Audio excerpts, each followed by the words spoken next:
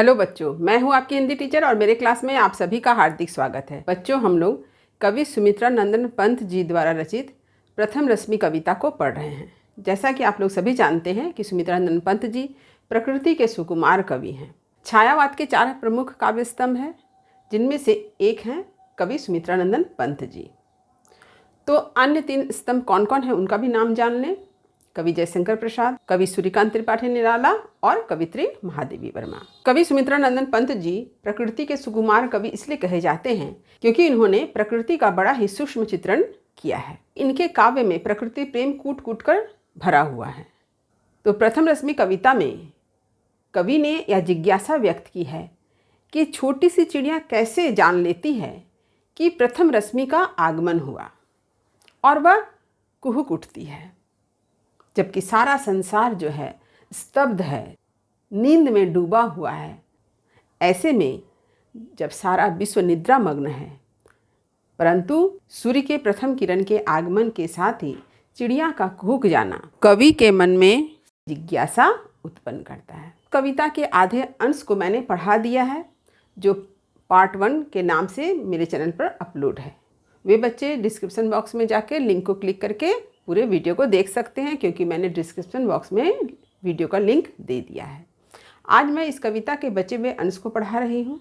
तो सबसे पहले मैं इस कविता को पढ़कर सुनाती हूँ, फिर कठिन शब्दों के अर्थ को बताने के बाद ही मैं पंक्ति की व्याख्या करूँगी। आज के वीडियो में यह विशेष है कि प्रत्येक 2 पंक्ति के अर्थ को समझाने के बाद ही मैंने उसके अर्थ को लिखकर भी बतलाया है। तो इसका अर्थ यह हुआ कि प्रत्येक 2 पंक्ति का अर्थ आपको बारी बारी से इस वीडियो में लिखा हुआ मिलेगा। तो वीडियो को आरंभ से लेकर अंत तक जरूर देखें। तो चलिए मैं इस कविता को पढ़कर सुनाती हूँ। देखिए। निकल सृष्टि के अंध गर्भ से छाया तन बहु छायाहीन, चक्र रच रहे थे खल निशिचर, चला कुहुक टोना माना। छिपा रही थी मुख ससीबाला, निशि के श्रम से हो श्रीहीन, कमल क्रोड़ में बंदी था अली कोक शोक से दीवाना। मूर्छित थी इंद्रिया स्तब्ध जग, जड़ चेतन सब एकाकार, शून्य विश्व के उर में केवल सांसों का आना जाना। तूने ही पहले बहुदर्शिनी गाया जागृति का गाना, श्री सुख सौरभ का नभचारिणी गूथ दिया ताना बाना। निराकार तम मानो सहसा ज्योतिपुंज में हो साकार, बदल गया द्रुत जगत जाल में धरकर नाम रूप नाना। सिहर उठे पुलकित हो द्रुमदल सुप्त समीरन हुआ अधीर, झलका हास कुसुम अधरों पर हिल मोती का सादाना। खिले पलक फैली सुवर्ण छवि, खिली सुरभि डोले मधुबाल, स्पंदन कंपन और नवजीवन सीखा जगने अपनाना। प्रथम रश्मि का आना रंगनी, तूने कैसे पहचाना, कहाँ कहाँ ए बाल विहंगनी, पाया यह स्वर्गिक गाना। अब चलिए कठिन शब्द के अर्थ को देख लेते हैं। कठिन शब्दों के अर्थ: सृष्टि यानी जगत संसार, अंध यानी अंधकार, चक्र यानी षड्यंत्र, खल कहा जाता है दुष्ट और शैतान को, निशिचर यानी रात में विचरण करने वाला, टोना मोना यानी जादू टोटका, निशि यानी रात, श्रीहीन यानी कांतिहीन म्लान, क्रोड़, क्रोड़ का अर्थ है गोद, अली यानी भंवरा, कोक यानी चकवा पक्षी, शोक का अर्थ है दुख, दीवाना यानी पागल व्याकुल, मूर्छित यानी बेहोश अचेत, स्तब्ध मने शांत, जड़ चेतन, जड़ चेतन का अर्थ हुआ निर्जीव सजीव, जड़ का अर्थ होता है निर्जीव वस्तु, चेतन का अर्थ होता है सजीव वस्तु, उर यानी हृदय, बहुदर्शनी यानी इसका अर्थ है भविष्य के गर्भ में अनेक बातों को देखने वाली, जागृति का अर्थ है जागरण, श्री का अर्थ होता है समृद्धि, सौरभ का अर्थ है सुगंध, नभचारिणी यानी नभ में विचरण करने वाली, निराकार यानी आकारहीन, तम यानी अंधकार, ज्योतिपुंज का अर्थ है प्रकाश का समूह, सहसा यानी अचानक और द्रुत का अर्थ होता है तुरंत,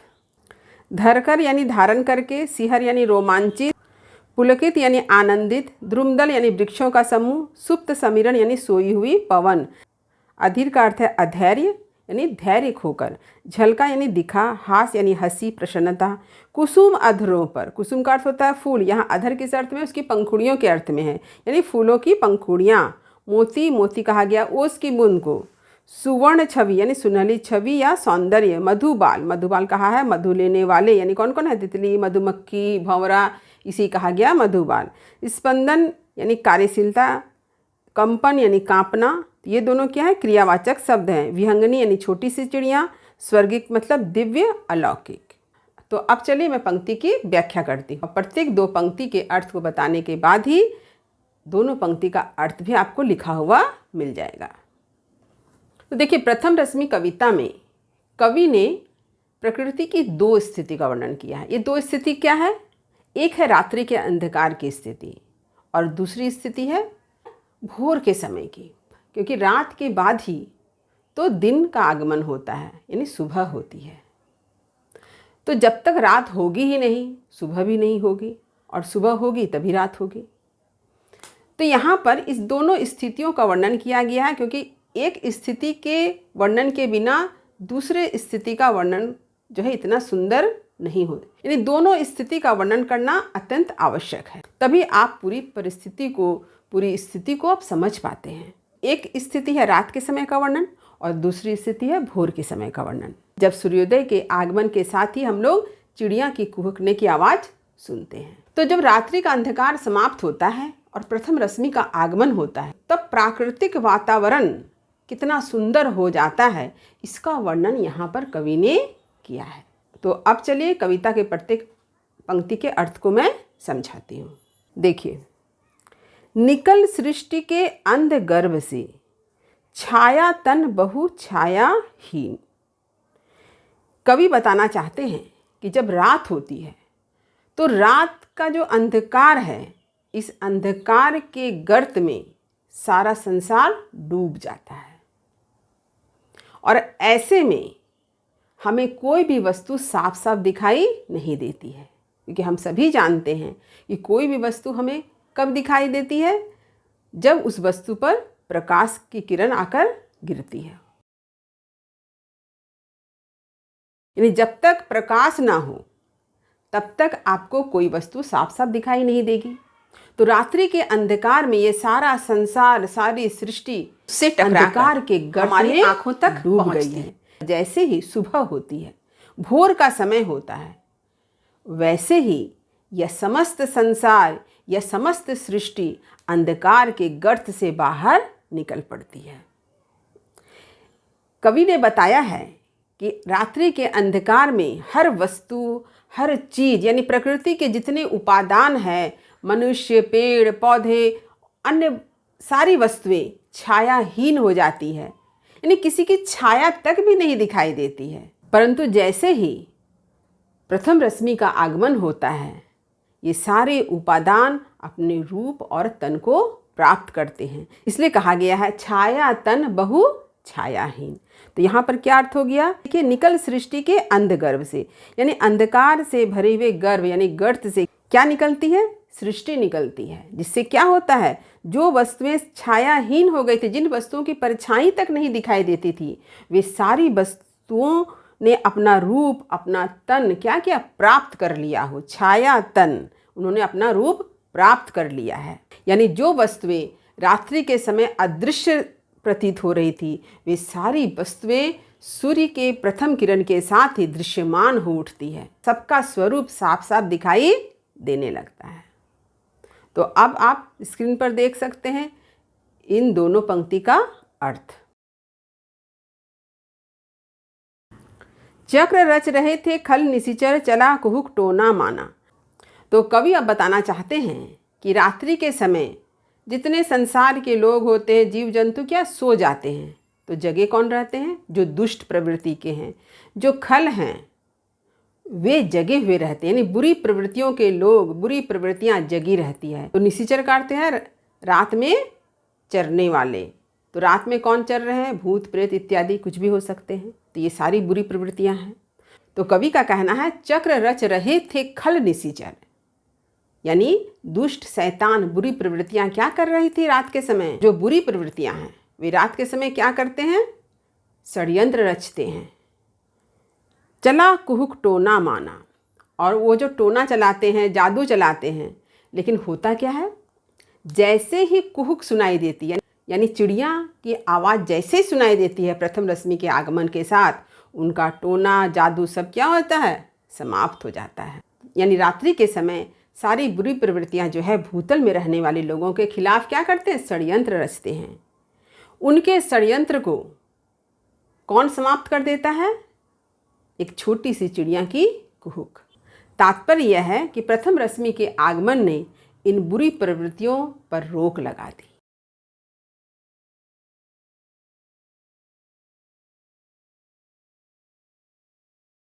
इसके बाद देखिए, छिपा रही थी मुख शशिबाला, निसी के श्रम से हो श्रीहीन। यहाँ पर कवि ने वर्णन किया है कि रात की प्रेयसी कौन है? चंद्रमा है, यानी चंद्रमा को रात की प्रेयसी बतलाया गया है। यहाँ पर चांद का मानवीकरण है। तो जैसे कि कोई युवती अपने मुख को लज्जा से छिपा रही हो, वैसे ही शशिबाला भी अपने चेहरे को छिपा रही है। क्यों छिपा रही है? निसी के श्रम से हो श्रीहीन, यानी रात्रि भर के परिश्रम से उसके चेहरे पर क्या है?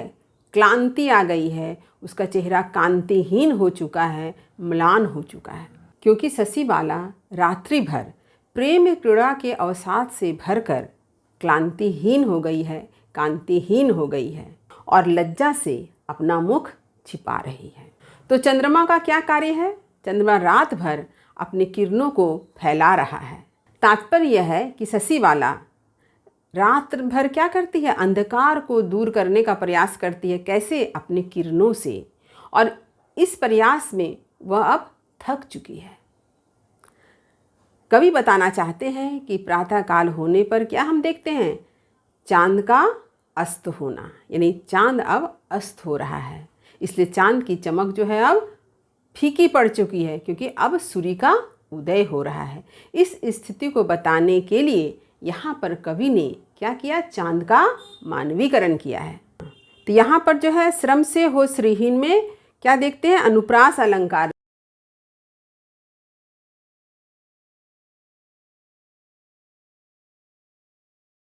अब देखिए, कमल क्रोड़ में बंदी था, लिकोक शोक से दीवाना। तो कमल क्रोड़ में भी अनुप्रास अलंकार है क वर्ण की आवृत्ति से, और कोक शोक में ध्वनि साम्य है। तो देखिए यहाँ पर अली का अर्थ है भंवरा और क्रोड़ का अर्थ है गोद। तो कमल की गोद में, यानी कमल की पंखुड़ियों में बंद कौन था? भंवरा था। और चकवा पक्षी जो है विरह से व्याकुल है। तो इसका अर्थ है कि भंवरा जब कमल का रसपान करता है तो उस रसपान करने में इतना मदमस्त हो जाता है कि उसे समय का ख्याल ही नहीं रहता है। और इस वजह से शाम के समय कमल की पंखुड़ियाँ बंद हो जाने पर भंवरा उसमें बंदी हो जाता है। परंतु वही कमल का फूल प्रथम रश्मि के आगमन के साथ फिर खिलता है, जिससे भंवरे को मुक्ति मिलती है। चकवा पक्षी रात भर कोकी से अलग रहता है, उसके विरह में, उसके बिछड़न में क्या है? व्याकुल रहता है, क्योंकि कहा जाता है कि उसे यह अभिशाप मिला है कि रात में उसे अपने प्रिय से बिछड़न सहना पड़ेगा। यानी दिन में चकवा पक्षी अपने कोकी से मिलता है, तो वह चकवा पक्षी भी विरह में व्याकुल होकर, उद्भ्रांत होकर इधर उधर भटकता रहता है। तो यहाँ पर यही अर्थ है कि कमल क्रोड़ में बंदी था, लिकोक शोक से दीवाना, कि भंवरा कमल के रस का पान करते हुए इतना मदमस्त हो जाता है कि उसे समय का ख्याल ही नहीं रहता है और कमल के फूल में बंद हो जाता है, क्योंकि कमल के फूल की पंखुड़ियाँ शाम होते ही सिमट जाती है, जिस कारण भंवरा वहाँ से निकल नहीं पाता है। उसे रात भर कमल के फूल में बंदी होकर रहना पड़ता है। परंतु वही भंवरा प्रातःकाल मुक्त हो जाता है, क्योंकि सुबह के समय कमल की पंखुड़ियाँ पुनः खिल उठती है। ठीक इसी तरह से चकवा पक्षी को भी रात भर अपने कोकी से वियोग सहना पड़ता है, और इसलिए वह दुख से व्याकुल होकर, उद्भ्रांत होकर इधर उधर भटकता रहता है।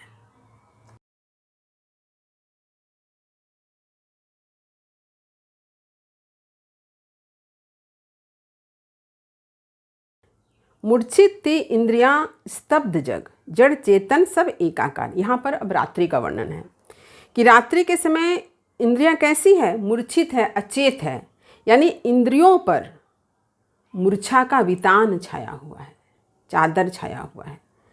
स्तब्ध जग, सारा संसार स्तब्ध है, शांत है, क्योंकि सारा संसार अंधकार में डूबा हुआ है, नींद में डूबा हुआ है। जड़ चेतन सब एकाकार, और जितनी जड़ वस्तुएं हैं और जितनी चेतन वस्तुएं हैं यानी जितनी सजीव निर्जीव यानी संसार की समस्त वस्तुएं अंधकार में एक जैसी हो गई है, एकाकार हो गई है, अंधकार से मिलकर एक जैसी हो गई है। आप समझ नहीं पाएंगे कौन जड़ है और कौन चेतन है।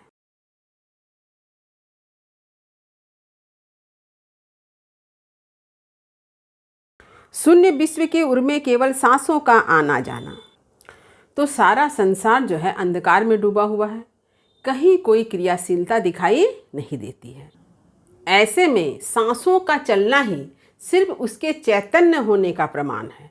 यानी सांस जो चल रही है इससे पता चलता है कि वहाँ चेतना है, अन्यथा सारा विश्व ऐसा प्रतीत होता है मानो सब मूर्छित पड़ा हो। तो सांसों का आवागमन जो चल रहा है यही उसके जीवित होने का प्रमाण है। तो अतः हम कह सकते हैं कि सारा संसार जो है अंधकार में डूब गया है, सारा संसार जो है मूर्छित हो गया है।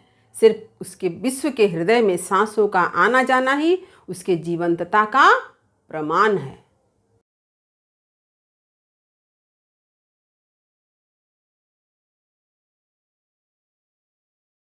तूने ही पहले बहुदर्शनी गाया जागृति का गाना।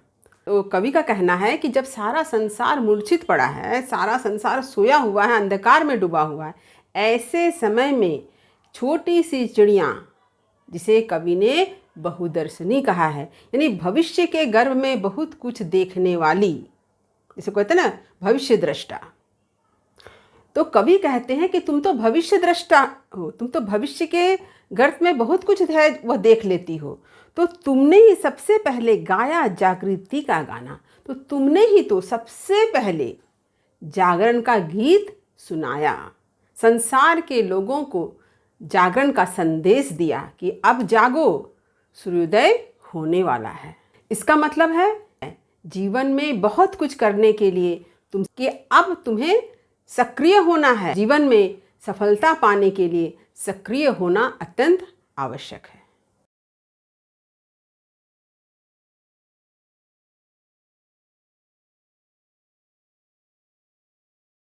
श्री सुख सौरभ का नभचारिणी गूथ दिया ताना बाना। देखिए ताना बाना यहाँ भी ध्वनि साम्य है और सुख सौरभ में अनुप्रास अलंकार है। तो कवि ने यहाँ पर नभचारिणी यानी किसे कहा है? पक्षी को कहा है। नभ में चरने वाली, नभ में उड़ने वाली कौन है? पक्षी है। तो इस पक्षी ने जब जागरण का गीत गाया तभी तो लोग जगे, लोगों में जागृति आई और सक्रियता आई, लोग सक्रिय हुए और विभिन्न प्रकार के कर्मों में लीन हुए। और इस तरह से उन्होंने श्री सुख सौरभ यानी श्री यानी समृद्धि, सुख यानी सुख और सौरभ यानी सुगंध, यानी उनके सफलता के सुगंध को पूरे संसार में भर दिया। ताना बाना, तो आप लोग जानते होंगे कि जब कपड़े की बुनाई होती है तो उसमें एक धागा लंबाई से जाती है और एक धागा चौड़ाई में जाती है। लंबाई और चौड़ाई के जो धागे हैं उसके ताना बाना से ही कपड़ा बनता है। तो ऐसा प्रतीत होता है कि पक्षी ने अपने जागृति के गीत से क्या किया है? पूरे संसार में सुख समृद्धि सौरभ को भर दिया है, उसका ताना बाना गूंथ दिया हो। क्योंकि जागरण गीत को सुनकर के ही लोगों में सक्रियता आती है, लोग कर्मों में लीन होते हैं। विश्व में जागृति के साथ साथ जब गतिशीलता क्रियाशीलता आती है तभी जाकर सुख समृद्धि तरक्की भी आती है, तभी जाकर सुख समृद्धि और तरक्की का मार्ग भी प्रशस्त होता है।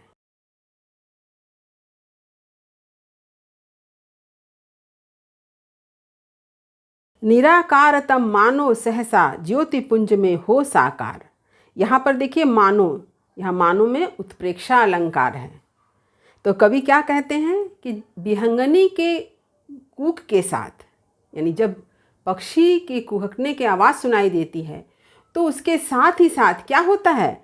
निराकारतम यानी जो अंधकार जिसका कोई रूप नहीं है, निराकारतम यानी ऐसा अंधकार जिसका कोई रूप नहीं है, वो निराकार है, वह मानो अचानक मानो सहसा ज्योतिपुंज में हो साकार, वह निराकार अंधकार साकार ज्योतिपुंज में बदल जाता है, परिणत हो जाता है। तो ज्योतिपुंज कहने का अर्थ है कि जब अंधकार है तब हमें कुछ भी साफ साफ दिखाई नहीं दे रहा है, लेकिन जैसे ही प्रकाश का पुंज सामने आता है, सारी वस्तुएं दृश्यमान हो उठती है, आंखों के सामने साफ साफ रूप से दिखाई देने लगती है। तो कवि कहते हैं कि जो निराकार ब्रह्म था वह साकार ब्रह्म में परिणत हो उठता है। कैसे? प्रथम रश्मि के आगमन से।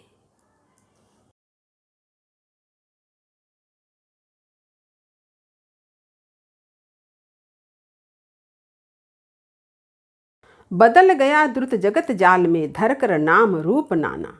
यहाँ पर जगत जाल में अनुप्रास अलंकार है, ज वर्ण की आवृत्ति से।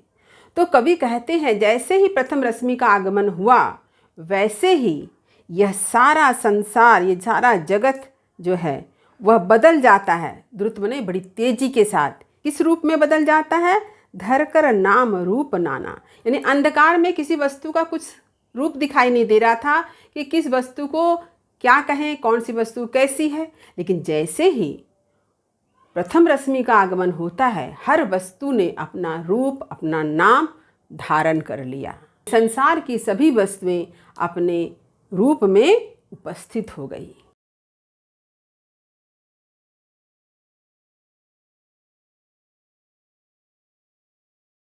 सिहर उठे पुलकित हो द्रुमदल, सुप्त समीरन हुआ अधीर। तो यहाँ पर देखिए द्रुमदल में अनुप्रास अलंकार है, द वर्ण की आवृत्ति से। लेकिन सुप्त समीरन यहाँ पर मानवीकरण है। सिहर उठे पुलकित हो द्रुमदल, तो जैसे ही प्रथम रश्मि का आगमन होता है वैसे ही वृक्षों का समूह सिहर उठते हैं, आनंदित हो उठते हैं। सिहर उठना यानी रोमांचित हो जाना, कंपन आना यानी कंपित होकर आनंद से भर जाते हैं। तो सिहरना और पुलकित का अर्थ क्या है? वृक्ष के पत्तों का थोड़ा थोड़ा हिलना। क्यों? क्योंकि सुप्त समीरन हुआ अधीर। जो हवा रात भर शांत थी यानी सोई हुई थी, सुप्त थी, वह समीर जो है, वह हवा जो है अब धैर्य खोकर बहने लगी है। सुप्त समीरन हुआ अधीर यानी हवा के बहने से क्या हुआ? पेड़ के पत्ते हिलने डुलने लगे, सिहर उठे, आनंद से भर उठे।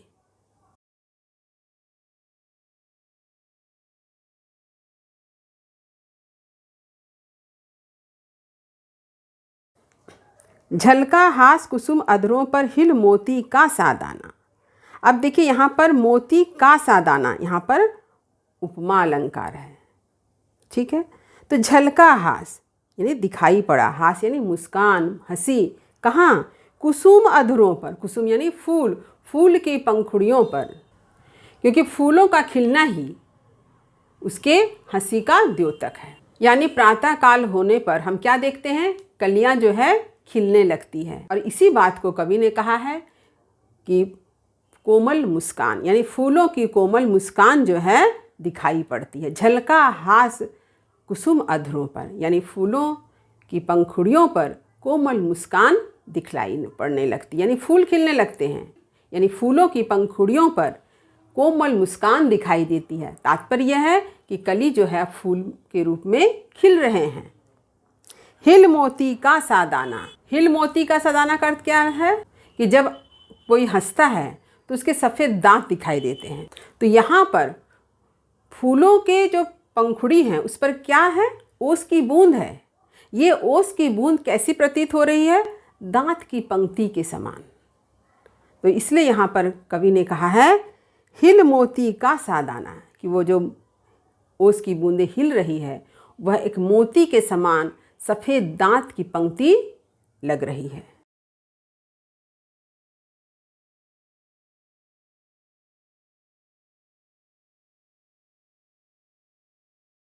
खिले पलक फैली सुवर्ण छवि, खिली सुरभि डोले मधुबाल। तो कवि कहते हैं कि विश्व ने मानो अपनी पलकें खोली। इसका मतलब हुआ कि सूर्य ने अपनी पलकें खोली, जिससे क्या हुआ? फैली सुवर्ण छवि, चारों तरफ सूर्य का सुनहला प्रकाश फैल गया, यानी चारों तरफ जो है सुनहला सौंदर्य बिखर पड़ा। खिली सुरभि, और जब फूल खिल उठे तो फूलों की सुगंध भी चारों तरफ फैल गई। और फूलों की सुगंध ने किसको अपनी ओर आकर्षित कर दिया? तो फूलों की सुगंध ने किसको अपनी ओर आकर्षित किया? मधुबाल, यानी मधु को लेने वाले, मधु ग्रहण करने वाले तितली, भंवरा, मधुमक्खी इत्यादि को अपनी तरफ आकर्षित कर लिए। यानी मधुमक्खी, तितली सब क्या, वे फूलों पर आकर डोलने लगे।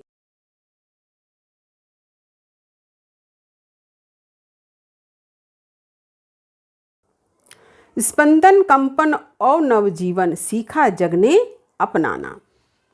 यहाँ पर देखिए स्पंदन और कंपन जो है क्रियावाचक शब्द है। प्रथम रश्मि के आगमन के साथ पूरे संसार में स्पंदन और कंपन का संचार हुआ। रात्रि के अंधकार में जो संसार शांत निष्क्रिय था, वही संसार प्रथम रश्मि के आगमन के साथ ही स्पंदित और कंपित हो उठा, कार्यशीलता और गति से भर गया। और नवजीवन, सीखा जग ने अपनाना। जब लोगों ने कार्यशीलता और गतिशीलता को अपनाया तो उनको एक नया जीवन मिला। तो इस प्रकार सारा संसार जो है प्रथम रश्मि के आगमन के साथ ही कार्यशीलता और गतिशीलता को अपना लिया। सीखा जग ने अपनाना। और इस तरह से कार्यशीलता और गतिशीलता को अपनाकर संसार के लोगों ने नया जीवन पाया।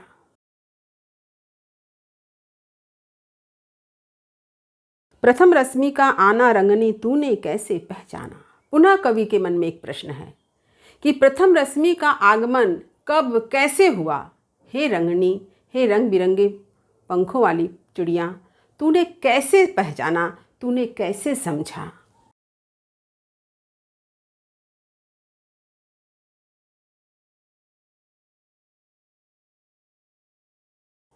कहाँ कहाँ हे बाल विहंगनी, पाया यह स्वर्गिक गाना। और हे बाल विहंगनी, हे छोटी सी चिड़िया, तूने यह स्वर्गिक गाना कहाँ से सीखा, कहाँ से प्राप्त किया, जिसने पूरे संसार को जागरण का संदेश दिया, पूरे संसार में जागृति लाई।